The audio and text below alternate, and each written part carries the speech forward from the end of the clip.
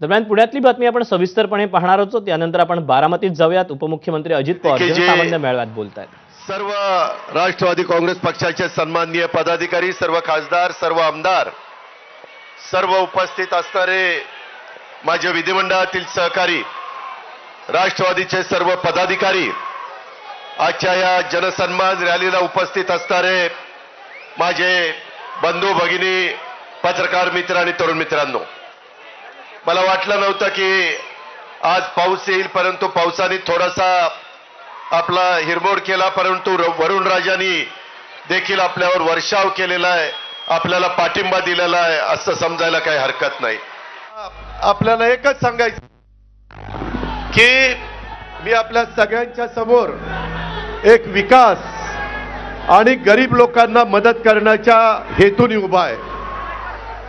संपूर्ण राज्यामध्ये विधानसभेच्या निवडणुकीच्या निमित्तानं कानाकोपऱ्यामध्ये जाऊन आम्ही हाच विचार सर्व जनतेला सांगण्याचा प्रयत्न करणार आहे।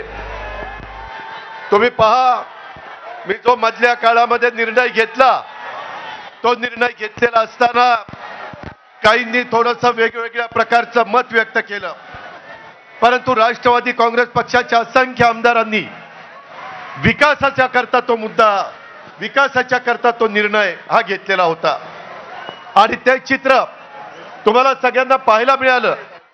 लोकसभेच्या निवडणुकीच्या निमित्तानं आपल्याला थोडं अपयश आलं, परंतु मी कार्यकर्त्यांना सांगेन, जनतेला सांगेन, अपयश आलं म्हणून खचून जायचं नसतं। आणि कालच्या विधान परिषदेच्या निवडणुकीमध्ये 9 आमदार आपले निवडून आले म्हणून हुरळून पण जायचं नसतं। यश पण पचायला शिकलं पाहिजे आणि अपयश आलं तरी खचून न जाता मोठ्या नव्या उमेदीनं लोकांच्या समोर जाण्याच्या करता आपण तयारी ठेवली पाहिजे। आणि तीच तयारी मी आणि माझ्या सगळ्या सहकारी मित्रांनी ठेवलेली आहे। तुम्ही बघा, कालच्या निवडणुकीमध्ये शिवाजीराव गर्जे असंख्य वर्ष तुमच्या माझ्या राष्ट्रवादी काँग्रेस पक्षामध्ये एक कार्यकर्ता म्हणून काम करणारे, सगळ्यांना आलेल्या गेलेल्यांचं जे काही अडीअडचणी आहेत ते समजून घेणारे, त्या आम्हा लोकांच्या कानावर घालणारे, अशा पद्धतीनं जे शिवाजीराव गर्जे होते, अनेक वर्ष आमच्या सगळ्यांच्या मनात होतं की त्यांना संधी मिळाली पाहिजे, परंतु काही ना काही अडचणी येत होत्या। काल मात्र राष्ट्रवादी काँग्रेस पक्षाने शिवाजीराव गर्जेंना आमदार करण्याचं काम केलं, सगळ्यांनी आशीर्वाद देण्याचं काम केलं। दुसरा एक तरुण सहकारी आपला परभणीचा राजेश विटेकर, की ज्याला आपण लोकसभेची उमेदवारी देणार होतो, परंतु काही कारणांनी आपण तिथं जरा थांबलो। आपल्यातले सहकारी महादेव जानकरांना ती उमेदवारी दिली आणि त्यावेळेस पहिल्या सभेमध्ये मी सांगितलेलं होतं की राजेश, 6 महिन्याच्या आत राष्ट्रवादी काँग्रेस पक्ष तुला आमदार केल्याशिवाय गप्प बसणार नाही। आणि तो निर्णय आपण कालच्या निवडणुकीच्या निमित्तानं उभ्या महाराष्ट्राला दाखवून दिला। आपण शब्दाचे पक्के आहोत। जो आपला वादा असतो तो वादा आपला पक्का असतो, हे महाराष्ट्राला माहिती आहे। मित्रांनो, अनेक गोष्टी आहेत। माझ्या आया बहिणी इथं असंख्य संख्येने आहेत। मला ज्यावेळेस अर्थ मंत्रालय मिळालं त्यावेळेस मी विचार केलेला होता की यावेळेस काही झालं तरी आपण त्यामध्ये विकास आणि गरिबी याकरता मदत करायची आहे। मित्रांनो, तशा पद्धतीनं आपण निर्णय घेतला आणि आपल्या महिलांच्या करता लेक बहीण माझी लाडकी बहीण योजना, ही योजना आपण आणली। काही विरोधकांनी आमच्यावर टीका केली, माझ्याबद्दल काही वेडवाकडं बोलले, परंतु त्याला मी फार महत्त्व दिलं नाही, कारण मला जाणीव होती, मला खात्री होती, महायुतीच्या वतीनं एकनाथराव शिंदे असतील, देवेंद्र फडणवीस असेल, मी असेल किंवा माझे सगळे सहकारी असतील, आपण ती योजना चांगल्या प्रकारे राबवू शकतो, हा एक विश्वास मला होता। का तर त्याच्यात माझ्या गरीब महिलेला मला मदत करायची होती, माझ्या मातेला मला मदत करायची होती, माझ्या मुलीला मला मदत करायची होती। आणि तशा पद्धतीचं काम आपण 1 जुलैपासून सुरू केलेलं आहे। मला आजच्या सभेच्या निमित्तानं उभ्या महाराष्ट्रातल्या माता भगिनी आणि मुलींना सांगायचंय, तुम्ही काळजी करू नका. जुलै ऑगस्ट मध्ये जरी फॉर्म भरायला तुम्ही अर्ज करा, तो तुमचा अधिकार आहे. तो अर्ज केल्यानंतर तो अर्ज वेळेमध्ये कसा मंजूर होईल याबद्दलची खबरदारी आम्ही घेऊ, त्याबद्दलची काळजी आम्ही घेऊ. मगाशी माझ्या काही महिला म्हणाल्या की अजित पवार ह्याच्यामध्ये काही त्रुटी होत्या, आम्ही त्याच्याकरता रेशन शिधा कार्ड वाटप कार्ड आपण त्यामध्ये मंजूर केलं, आपण पिवळं रेशन कार्ड आपण मंजूर केलं, भगवं रेशन कार्ड मंजूर केलं. का तर माझ्या आया बहिणींना माझ्या मुलींना त्रास कमी व्हावा म्हणून. मी महाराष्ट्राला सांगू इच्छितो की या योजनेच्या करता आमचा अंदाज आहे चांद्यापासून बांद्यापर्यंत 2.5 कोटी महिलांना दर महिन्याला 1,500 रुपये मिळणार, दर महिन्याला. म्हणजे 2 महिन्याचे पैसे. ऑक्टोबर मध्येच भाऊबीज रक्षाबंधन आहे, राखी पौर्णिमा 19 तारखेला, साधारण त्यावेळेस त्या माझ्या भगिनीच्या खात्यावर बँकेत 3,000 रुपये देण्याचा निर्णय आपण घेतलेला आहे. काळजी करू नका. माझी दुसरी एक विनंती आहे, काही माझ्या युतीचे सहकारी म्हणाले की ही जी सभा होतीये त्याच्यामध्ये राष्ट्रवादी काँग्रेस पक्षाचं सगळं दिसतंय, परंतु ही राष्ट्रवादी काँग्रेस पक्षाची सभा आहे. पुढे आमच्या विभागामध्ये युतीच्या सभा होणार आहेत, ज्याला एकनाथराव शिंदे शिवसेना असेल, ज्याच्यात देवेंद्र फडणवीस भाजप असेल, ज्याच्यात अजित पवार आणि त्यांचे राष्ट्रवादी काँग्रेसचे सगळे सहकारी असतील, अशी महायुतीची आणि त्यांच्या मित्रपक्षांच्या सभा प्रत्येक विभागामध्ये होणार आहे, प्रत्येक जिल्ह्यामध्ये होणार आहे. त्याच्यामुळं या सभेचा आणि त्याचा अर्थार्थी संबंध नाही. हे राष्ट्रवादी काँग्रेस पक्षाने जनसन्मान रॅली सुरू केलेली आहे. ती रॅली सुरू करत असताना आम्ही कुणालाही वंचित ठेवलेलं नाहीये. आज मी सकाळी माझ्या काही महिलांचे अर्ज पंचायत समिती बारामतीमध्ये स्वीकारायला गेलो. त्याच्यामध्ये एक महिला मला म्हणाली, दादा तुम्ही त्याच्यामध्ये सांगितलंय 4 चाकी वाहन असल्यावर त्यांना मिळणार नाही. म्हणलं ट्रॅक्टर असला तरी त्यांना मिळणार. पण ते म्हणले की दादा माझा नवरा ड्रायव्हर आहे आणि तो रात्री गाडी घेऊन माझ्या घरी येतो आणि त्याच्यामुळे ती गाडी तर आमचीच समजतील आणि मग 4 चाकी वाहन आमची काय चूक आहे. मी तमाम माझ्या ड्रायव्हर लोकांना महाराष्ट्रातल्या सांगतो, त्यांच्या सगळ्या पत्नींना सांगतो, भगिनी वर्गाला सांगतो, मुलींना सांगतो, काळजी करू नका. ज्यांच्या स्वतःच्या नावावर गाडी आहे अशांना त्याच्यामध्ये धरलं जाणार नाही. जे ड्रायव्हिंग करतात त्यांना त्याच्यामध्ये धरलं जाणार आहे. 2.5 लाखापर्यंत उत्पन्न असणाऱ्या सगळ्या माझ्या आया बहिणींना आणि मुलींना त्यामध्ये धरलं जाणार आहे. आपण अजिबात काळजी करू नका. एवढ्यावरच आपण थांबलेलो नाही. आपण 3 गॅस सिलेंडर वर्षाला, त्याचेही पैसे माझ्या बहिणीच्या अकाउंटला, माझ्या मुलीच्या अकाउंटला, माझ्या मातेच्या अकाउंटला जाणार आहेत. उत्पन्न मर्यादित असलं पाहिजे 2.5 लाखाच्या आत. मित्रांनो, मी महाराष्ट्राचा विचार केला, तसाच मी बारामतीचा विचार केला. बारामतीमध्ये साधारण वर्षाला माझ्या आया बहिणींना आणि मुलींना 180 कोटी रुपये वर्षाला मिळणार आहेत. किती? 180 कोटी. आणि कमी जास्त तालुके आहेत, काही तालुके लहान आहेत, तिथं 150 कोटी मिळतील वर्षाला. काही ठिकाणी माझी लाडकी बहीण योजनेमध्ये कमी पैसे 125 कोटी मिळतील लोकसंख्येचा विचार करता. परंतु ह्या सगळ्या राज्याला मिळून 46,000 कोटी रुपये वर्षाला मिळणार. किती? 46,000 कोटी. काही राज्यांची बजेट एवढी नाहीये. आपण तेवढं माझी महिला सक्षम व्हावी, माझी महिला आत्मनिर्भर व्हावी, तिला एक विश्वास वाटावा की मला माझ्या घरच्या पुरुष मंडळींवर अवलंबून राहावं लागत नाही. मला काही का होईना वर्षाला 18,000 रुपये देण्याचं काम या महायुतीच्या सरकारने केलेलं आहे. मी सगळ्यांना हेही सांगतो, हे सातत्य आपल्याला टिकवायचं आहे. पण त्याकरता महाराष्ट्रातल्या जनतेला एक विचार करावा लागणार आहे की पुढे येणाऱ्या विधानसभेमध्ये देखील महायुतीला आपल्याला निवडून द्यायचं आहे, तर आपली योजना पुढे कायमची चालणार आहे, तर आपल्याला कायमचे पैसे मिळणार आहेत. हौसे नवसे गवसे येतील, काही सांगण्याचा प्रयत्न करतील, त्यांच्यावर विश्वास ठेवू नका. हा अजितदादा शब्दाचा पक्का आहे, त्यामध्ये कुठं बदलणार नाही, ही पण गोष्ट आपण लक्षात ठेवा. आणि मी फक्त आमच्या महिलांना नाही दिलं, मी गरिबांना द्यायचा प्रयत्न केलाय, विकासाला पैसा देण्याचा प्रयत्न केलाय. मुख्यमंत्री उपमुख्यमंत्री माझ्या जोडीला होते, आम्ही कुणालाही तसं वंचित ठेवलेलं नाही.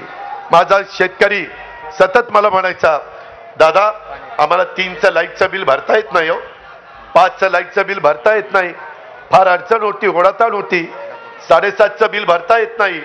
आमच्या मनात होतं, सगळे मंत्री आमदार मला सांगायचे की एकदा निर्णय घ्या, शेवटी वेळ यावी लागते. आणि ती वेळ त्या अर्थसंकल्पामध्ये आली. आपण 44 लाख शेतकऱ्यांना 14,000 कोटी रुपये माफ करून टाकले. 14,000 कोटी रुपये वीज माफी. आता तुम्हाला आमच्या महावितरणचा अधिकारी वीज बिल भरा म्हणून सांगायला येणार नाही, तुम्हाला ते माफ केलेलं आहे. आता काळ्या आईची सेवा चांगली करा, चांगल्या प्रकारे पिकं काढा, धान्य काढा, फळं भाजीपाला जे काही तुम्हाला पिकवायचं ते पिकवा. कृषी मंत्री इथं आहे, ते 1 रुपयामध्ये पीक विमा तुम्हाला देत आहेत. करोडो रुपये तुमच्या करता राज्य सरकार खर्च करताय. मित्रांनो, इथपर्यंतच नाही, माझ्या शेतकऱ्याच्या करता 0% व्याजाने पीक कर्ज हेही आपण चालू ठेवलेलं आहे. त्याचाही फायदा माझ्या भावांनी घ्यावा. आमचे विरोधक काय टीका करतात, अरे आया बहिणींच्याकडे लक्ष दिलं, महिलांच्याकडे लक्ष दिलं, पुरुषांच्याकडे दुर्लक्ष केलं. अरे असं कसं करेल, पुरुषांच्याकडे दुर्लक्ष करून कसं चालेल. आमची पण ती भाऊ आहेत, आमची पण ती मुलं आहेत, आमचे पण ते वडील आहेत, त्याच्यामुळे त्यांच्याकडे मी दुर्लक्ष कदापि करणार नाही, तशा पद्धतीनं मी वागणार नाही.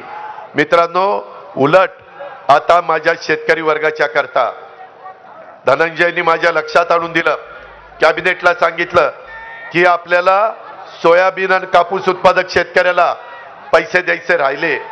धानाला प्रफुल्लभाई पटेल यांच्या भंडारा गोंदिया चंद्रपूर गडचिरोली तिकडं धान पिकतं, कोकणात यांचं धान्य पिकतं, त्यामध्ये आम्ही धानाला 20,000 रुपये दिले.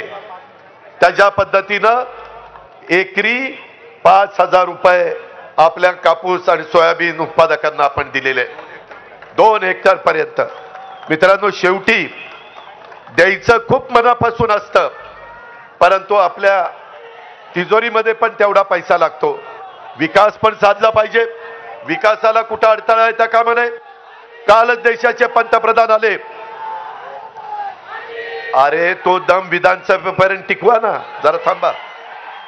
त्यामध्ये मला तुम्हाला सांगायचं आहे, काल पंतप्रधान, मुख्यमंत्री, दोन्ही उपमुख्यमंत्री, काही मंत्रीगण 29,500 कोटीची कामं मुंबई सारख्या ठिकाणी आपण सुरू केली. भूमिपूजन आणि उद्घाटन, करोडो रुपयाची कामं चाललेली आहेत. मित्रांनो, आज पावसामुळे थोडीशी त्याच्यामध्ये अडथळा आला आणि त्यामुळे काही लोकांची भाषणं राहिली. मी परत सुपा परगणा, शिरसुपळ परगणा आणि माझा लोणी बापकर आणि तो सगळा तिकडचा भाग, ह्या भागाच्या करता देखील आपण चांगल्या प्रकारची योजना ही जनाई सिरसाईला तर चांगल्या प्रकारचं पुनरुज्जीवन करण्याचा निर्णय आपण घेतलेलाच आहे. परंतु मधला जो टापू आहे त्याला पाण्याची गरज होती, तिथं देखील पाण्याची व्यवस्था केली. परंतु सगळ्यांना सांगून तो वेळ घेत नाही. तुम्ही माझ्या शब्दावर विश्वास ठेवा, मी त्या बाबतीमध्ये येईन आणि तिथं तुम्हाला त्याचा काय काय योजना, बजेटमध्ये किती तरतूद केली, काय केलं ते सगळं तुम्हाला सांगेल. तुम्ही काळजी करू नका. मित्रांनो, तुम्हाला एक सांगायचं आहे, विकास आणि गरिबीचा विचार करत असताना मी माझ्या भावंडांचा दुधाचा विचार केला. माझ्याही तालुक्यामध्ये दूध आहे, माझ्या पुणे जिल्ह्यात आहे, सोलापूरला आहे, नगरला आहे, माझ्या कोल्हापूरला आहे, सांगलीला आहे, सातारला आहे, माझ्या मराठवाड्यामध्ये बीडला आहे. सगळ्या भागामध्ये दूध उत्पादक शेतकरी आहे, त्यांच्याकरता 5 रुपये लिटरला पुन्हा दुधाचे भाव जोपर्यंत कमी आहेत तोपर्यंत कायम 5 रुपये अनुदान देण्याचा निर्णय आम्ही घेतलेला आहे. तेवढ्यावर थांबलो नाही. दुधाची पावडर मोठी आहे, शिल्लक आहे, ती परदेशामध्ये पाठवायला 30 रुपये किलो आपण अनुदान दिलेलं आहे. महायुतीने तो निर्णय घेतला आहे. म्हणजे भावंडांच्या करता देखील आपण निर्णय घेतोय. मी सुरुवातीला तुम्हाला सांगितलं, गरीब, ह्या गरीबाकरता आपल्याला मदत करायची. ह्या गरीबाला आपल्याला इतरांच्या बरोबर आणायचंय, त्यांची परिस्थिती चांगली करायची, त्यांचं पर कॅपिटा उत्पन्न वाढवायचं आहे. उद्या एवढे 1000 कोटी रुपये मार्केटला आल्यानंतर छोटी मोठी दुकानं चालणार आहेत, किराणा मालाची दुकानं चालणार आहेत. माझ्या आया बहिणीला, माझ्या मुलीला जे काही खरेदी करायचं आहे ते दुकान चालणार आहे. आणि एवढा पैसा हा ग्रामीण भागात आणि शहरी भागामध्ये चालणार आहे. हा निर्णय हा महायुती सरकार घेऊ शकतं. हा निर्णय आपण लोकांनी घेतलेला आहे. एवढ्यावरच आपण थांबलो नाही. शाहू फुले आंबेडकरांची विचारधारा मी सातत्याने तुम्हाला सांगतोय. 18 पगड जातीला बरोबर घेऊन युगपुरुष छत्रपती शिवाजी महाराजांनी हिंदवी स्वराज्याची स्थापना केली. हे आम्ही आयुष्यात विसरू शकत नाही. आणि त्याच 18 पगड जाती 12 बलुतेदारांना घेऊन आपण त्यामध्ये पुढे चाललेलो आहे. ह्या योजना आहेत आया बहिणींनो, ह्या सर्व जाती धर्माला, मागासवर्गीय, आदिवासी, माझे मुस्लिम, माझा ओबीसी, माझा भटक्या महिला, भटक्या समाजामध्ये मोडणाऱ्या, सर्वसाधारण समाजामध्ये मोडलेल्या सगळ्या जाती धर्माच्या महिलांच्या, मुलींच्या आणि मातांच्या करता ही योजना आहे. अट एवढीच आहे, 2.5 लाखाच्या आतमध्ये उत्पन्न पाहिजे. मला एक तुम्हाला सगळ्यांना सांगायचं आहे, ह्या सभेच्या निमित्तानं राज्यातल्या जनतेला सांगायचं आहे, बाबांनो, पाठीमागच्या काळात लोकसभेला काही वेगळ्या पद्धतीचं वातावरण तयार करण्याचा प्रयत्न झाला. आम्ही विकासाचं बोलत होतो, परंतु विकासावर आमच्यावर कोणीच बोललं नाही, कुणी टीका केली नाही. आम्ही गरिबीच्या बद्दल बोलत होतो, आमचे वेगवेगळे लाभार्थींना लाभ देण्याच्या बद्दल बोलत होतो. त्या सगळ्याला बाजूला ठेवून कारण नसताना घटनेचे शिल्पकार डॉक्टर बाबासाहेब आंबेडकर, ज्यांनी तुमच्या माझ्या देशाला घटना दिली, संविधान दिलं, आज जगामध्ये बाबासाहेबांचं कौतुक होत आहे. जगातला अतिशय मोठा पुतळा, जगाला हेवा वाटावा असा पुतळा आपण इंदू मिलच्या जागेवर 14 एकर जागेमध्ये करतोय. एवढा चांगला पुतळ्याचं काम, स्मारकाचं काम पुढच्या पिढ्यानपिढ्या घटनेचे शिल्पकार डॉक्टर बाबासाहेब आंबेडकरची विचार, त्यांची विचारधारा प्रत्येकाच्या पर्यंत पोचली पाहिजे.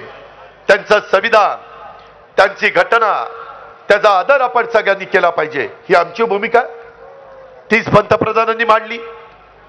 आम्ही संविधान दिन साजरा सुरू केला आणि आमच्या मागासवर्गीय समाजामध्ये आणि आदिवासी समाजामध्ये अरे हे 400 पार झाल्यावर घटना बदलतील, संविधान बदलतील, आपलं आरक्षण काढतील. किती खोटं बोलले, किती रेटून पण खोटं बोल, अशा प्रकारची गोष्ट या लोकांनी केली. माझ्या मुस्लिम बांधवांना पण काही चुकीचं सांगण्याचा प्रयत्न केला. मित्रांनो, आम्ही महायुतीच्या सरकारमध्ये काम करतोय. मी आपल्याला सगळ्यांना विश्वास देऊ इच्छितो की तुमच्या माझ्या महाराष्ट्रामध्ये शाहू फुले आंबेडकरांच्या शिवछत्रपतींच्या महाराष्ट्रात काम करत असताना कुठल्याही जाती धर्माच्या महिलेवर, पुरुषावर, मुलावर, मुलीवर, मातेवर, वयस्कर माणसावर अन्याय होणार नाही, ह्याबद्दलची खबरदारी आम्ही घेऊ. तशा प्रकारचा शब्द आजच्या सभेच्या निमित्तानं महाराष्ट्रातल्या जनतेला मला द्यायचा आहे. तुम्ही अजिबात काळजी करू नका. आम्ही खोटं बोलणार नाही. आम्हाला तशा पद्धतीनं वागायचं नाही. सत्ता येते, सत्ता जाते. सत्तेला आपापलेले आम्ही नाहीये. त्याच्यामध्ये मी नेहमी सांगतो, ताम्रपट घेऊन कुणी जन्माला आलेलं नाहीये. परंतु मिळालेल्या सत्तेचा वापर, पदाचा वापर हा गरिबाकरता झाला पाहिजे, हा माझ्या शेतकऱ्याकरता झाला पाहिजे, हा माझ्या महिलेकरता झाला पाहिजे. मला माझ्या शेतकऱ्यांना सांगायचंय, कालच मी अमितभाईंना भेटलो. त्याच्यामध्ये प्रफुल्लभाई होते, तटकरे साहेब होते, त्यांना सांगितलं की MSP आपली साखरेची बरेच वर्ष वाढली नाही, FRP वाढली, ती वाढलीच पाहिजे, पण तो MSP नाही वाढली. मागाशी केशवराव इथं बसलेले मी बघितले आहेत तिथं, ह्या सगळ्यांनी मला, केशवरावनी, प्रशांतनी, त्याच्यामध्ये पुरुषोत्तम दादांनी, अनेक कारखान्याच्या चेअरमननी सांगितलं की दादा ह्याच्यातनं मार्ग काढा. अमितभाईंना म्हणलं, अमितभाई MSP वाढवायला पाहिजे. ते म्हणले काळजी करू नका, तुम्ही माझ्याकडे निवेदन द्या. लेखी निवेदन त्यांनी मागितलेलं आहे, मी उद्याच ते निवेदन पाठवणार आहे. ते म्हणाले की मी 20 तारखेला 21 तारखेला जिल्ह्याच्या दौऱ्यावर पुण्याच्या येणार आहे. हसन मुश्रीफ साहेबांनी पण तिथं जसा तुमच्या बारामतीमध्ये 1000 कोटीचा हॉस्पिटल पुण्यश्लोक अहिल्यादेवी होळकरांच्या नावाने आपण काढलेलं आहे, तशा पद्धतीनं कोल्हापूरला पण एक चांगल्या प्रकारचं हॉस्पिटल, ह्याचं भूमिपूजन, त्यांची बँक आहे, त्यांची इमारतीचं उद्घाटन.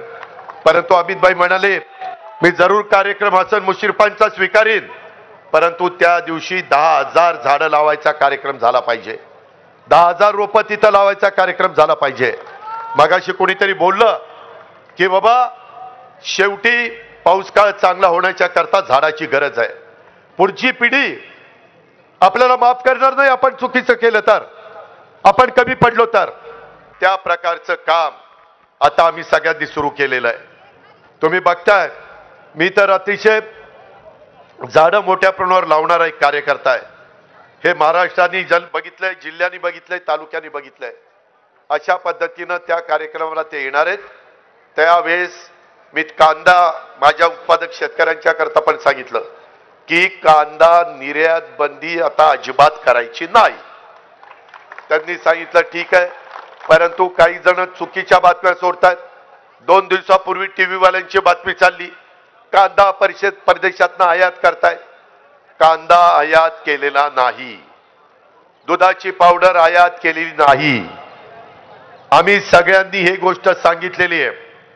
जसं शहरी भागातल्या लोकांना परवडलं पाहिजे, तसं माझ्या उत्पादन करणारा शेतकरी त्यालाही परवडलं पाहिजे, त्याचाही प्रपंच चालला पाहिजे, त्यालाही 2 पैसे मिळाले तर तो त्याच्या कुटुंबाचा चांगल्या प्रकारचा विचार करेल.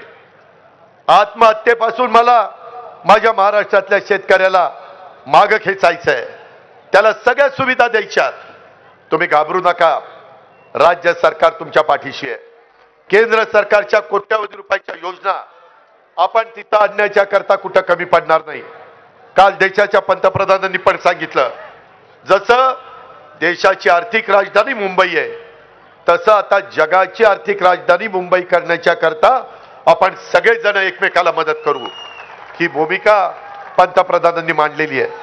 मित्रांनो, कृपा करा आणि कुठेही आपण चुकीच्या प्रचारावर नरेटिव्ह जो काही सेट करण्याचा प्रयत्न करतात, खोटं सांगण्याचा प्रयत्न करतात, ह्या गोष्टीवर विश्वास ठेवू नका.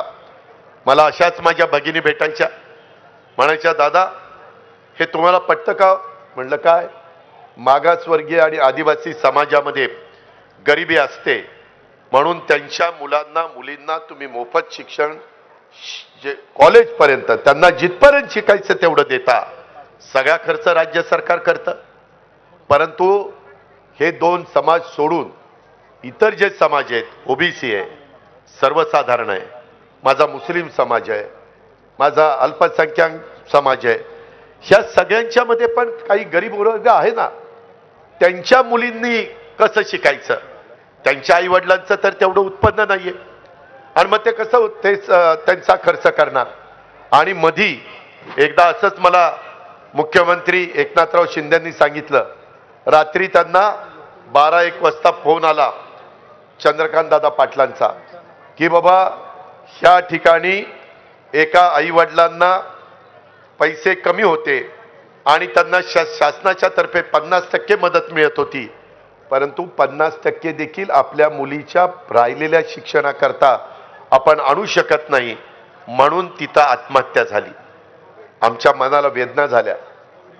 सत्ता ही पद उपभोगण्याच्या करता चालवायची नसते. त्यावेळेस आम्ही निर्णय घेतला की येणाऱ्या अर्थसंकल्पात सगळ्या जाती धर्माच्या मुलींना त्यांचे आई वडील गरीब असतील तर त्यांचं कॉलेजचं शिक्षण मोफत करायचं. त्यामध्ये मेडिकल असो, त्यामध्ये इंजिनिअरिंग असो, त्याच्यामध्ये टेक्निकल असो, ह्या पद्धतीचा निर्णय घेतलाय. मित्रांनो, तुम्हाला आश्चर्य वाटेल, ह्या सगळ्याच्या करता आपण किती निधी बाजूला काढला माहितीये? माझ्या लाडकी बहीण योजना 46,000 कोटी, माझ्या शेतकऱ्याला वीज माफी 14,000 कोटी, झाले 60,000 कोटी. त्यामध्ये महिलांना गॅस सिलेंडर 3 फ्री, त्यांना 2,500 कोटी, आणि मुलींना कॉलेजचं शिक्षण फ्री, त्याला 2,500 कोटी, झाले 5. म्हणजे 60 आणि 5 65. मुलं म्हणायचे आमच्या मुलांकडे मुलींच्याकडे लक्ष आहे का नाही? अरे आहे. तुमच्याकडे लक्ष नाही द्यायचं तर कुणाकडे लक्ष द्यायचं? जनसामान्य मेळाव्यामध्ये भर पावसामध्ये अजित पवारांचं भाषण सुरू आहे. त्यांच्या भाषणाकडे लक्ष असेल.